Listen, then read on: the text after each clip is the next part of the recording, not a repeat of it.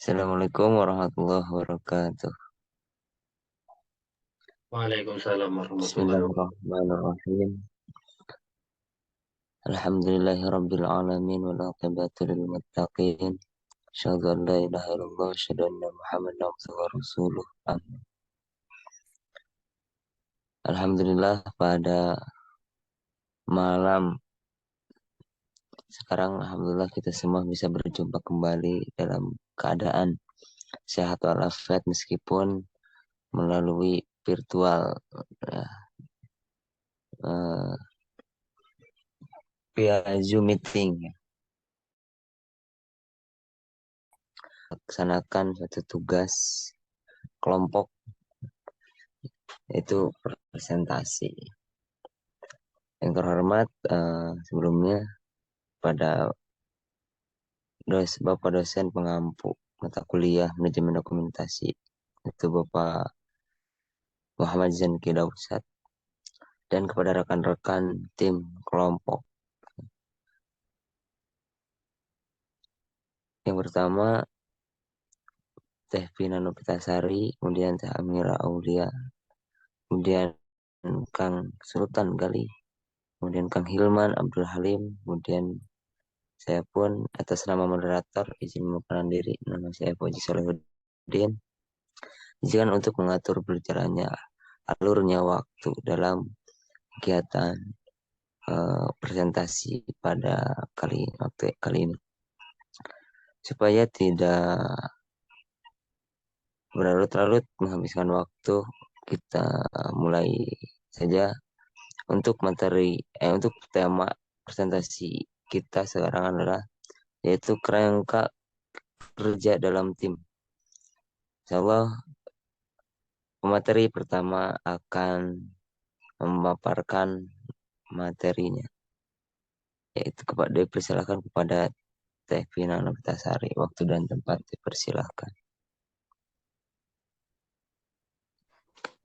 Baik, terima kasih atas waktunya. Saya akan menjelaskan mengenai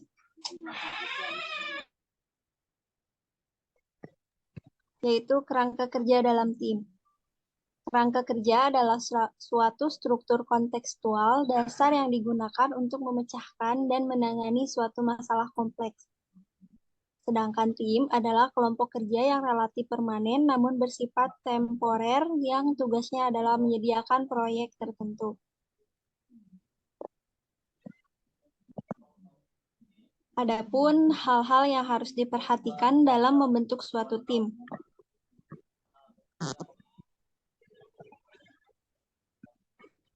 Yang pertama,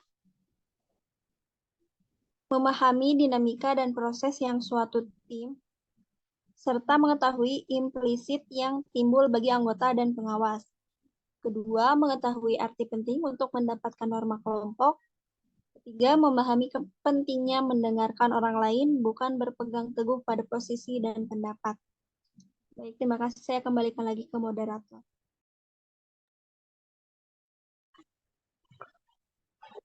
Untuk materi selanjutnya bisa disampaikan dan dipaparkan oleh Kang Sultan. Untuk waktu dan tempat dipersilahkan. Baik, terima kasih kepada moderator. Sekarang saya akan menjelaskan materi tentang pembentukan tim dan pengembangannya. Tahap pertama yaitu masa invasi atau masa pembentukan. Tahap kedua masa remaja atau mengalami gejolak. Tahap ketiga masa kedewasaan atau membentuk norma dan kebaikannya.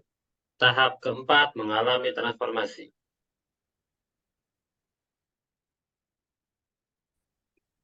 Struktur tim. Yang pertama, tim pengarah. Bertugas mengaktifkan tindakan, berperan sebagai narasumber, dan pemberi timbal balik atas tindakan yang dilakukan tim. Yang kedua, perancang tim. Merupakan tim lintas sektor yang mencakup anggota-anggota dari semua tahapan dan fungsi dari organisasi. Yang ketiga, pemimpin.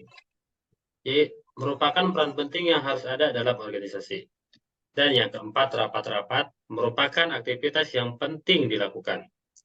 Sekian dari saya kembalikan kepada moderator.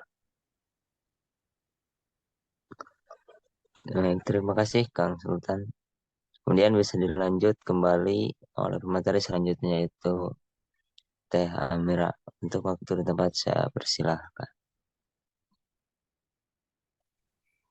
Baik, materi selanjutnya mengenai upaya meningkatkan kerjasama.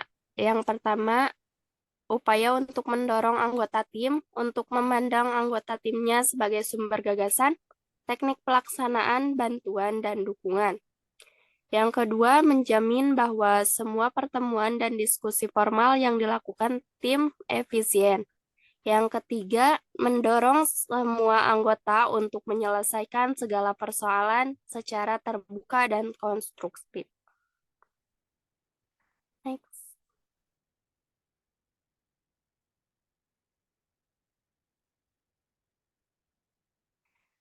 Keterampilan pembentukan tim yang baik. Poin pertama ada kesadaran untuk mengembangkan kelompok.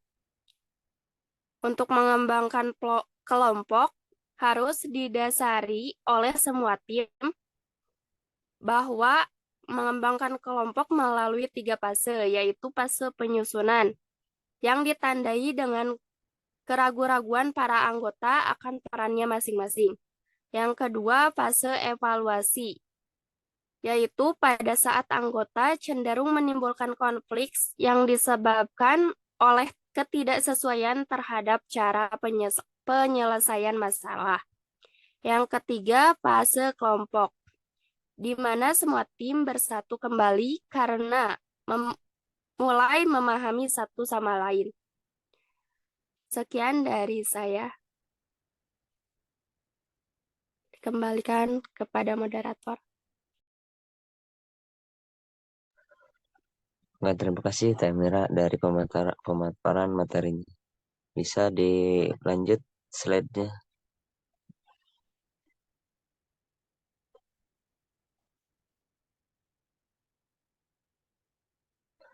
Yang terakhir adalah kesimpulan dari pemaparan materi dari awal sampai akhir. Bisa disimpulkan kerangka kerja dalam tim adalah struktur dari suatu tim atau kelompok yang memiliki perannya masing-masing untuk menyelesaikan suatu masalah. Kemudian pembentukan suatu tim harus melalui proses atau tahapan-tahapan yang telah ditentukan supaya menjadikan tim tersebut menjadi tim yang baik dan berkualitas. Alhamdulillah, materi presentasi pada malam kali ini udah beres, dan saya ucapkan terima kasih kepada rekan-rekan yang telah memaparkan materi-materi dari awal sampai akhir, dan alhamdulillah presentasi kita semua dilancarkan oleh Allah Subhanahu wa taala, dan semoga menjadi suatu pelajaran bagi kita. Nah, untuk itu saya moderator izin undur diri. Allahul muwaffiq ila aqwamit thoriq. Wassalamualaikum warahmatullahi wabarakatuh. Waalaikumsalam. Waalaikumsalam warahmatullahi wabarakatuh.